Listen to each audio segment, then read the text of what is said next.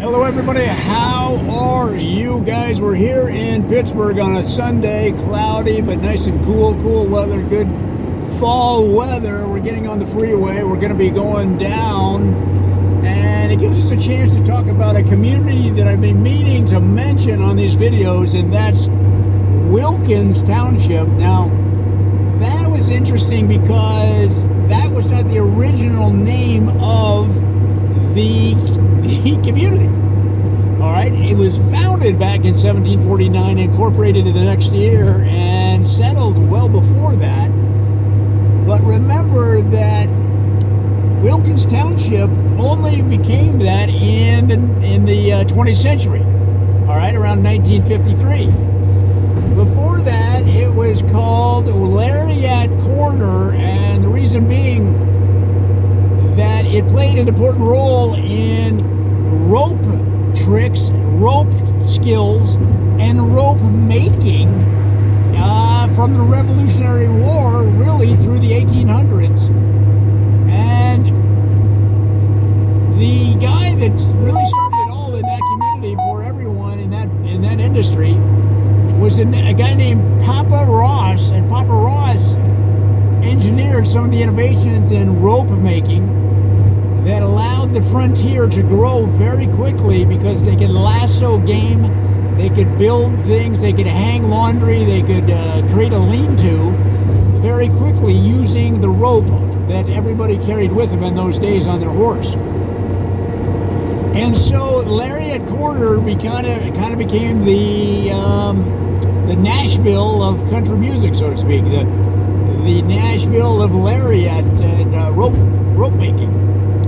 And so in Wilkins Township, there was a whole rope industry, rope factories, rope stores, rope demo days, rope festivals, roping, and it just became part of the New West, as people in Pennsylvania, in Philadelphia, in New York City and Boston started to get the itch to head west to places like Ohio. Believe it or not, Ohio was considered the frontier, guys, back in those days. Now it's just the land of bad football in Cleveland.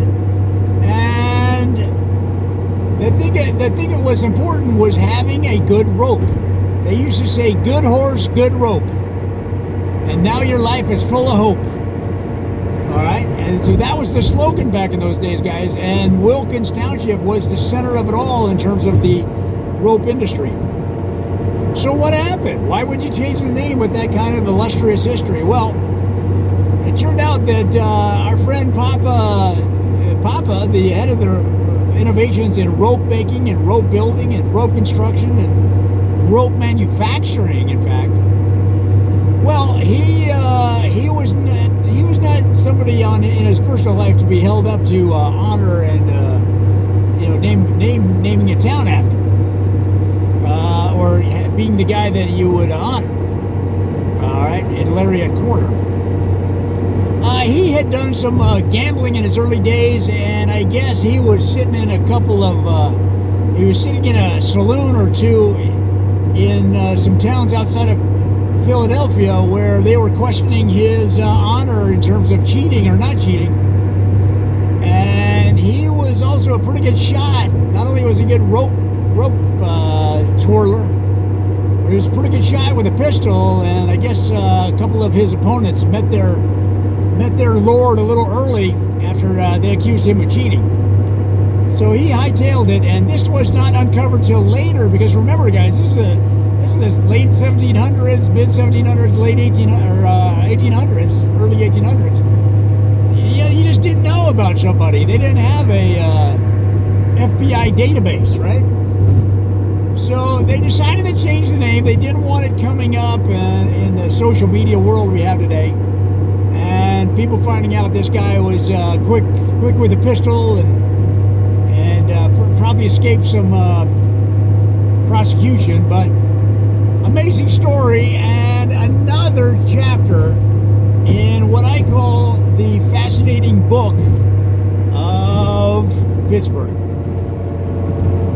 Next exit.